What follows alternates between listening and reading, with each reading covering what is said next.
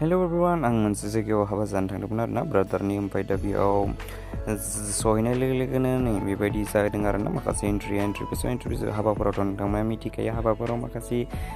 लोगोफोर लोगो मोनबाय लोगो मोनखांनायनि उनाव आरो गोदोनि क्लास फ्रेन्ड बिबारफोरखौ लोगो मोनबाय ओमफ्राय दा नै बेयाव जोङो गिफ्ट होखांनानै हौवा गोदाननि खाथियाव जिरायना दंमोन आरो सोरबा सोरबा गिफ्ट होफैबाय थादोंमोन आरोना बेजों लोगोसे माखासे हाबा समावथ' माने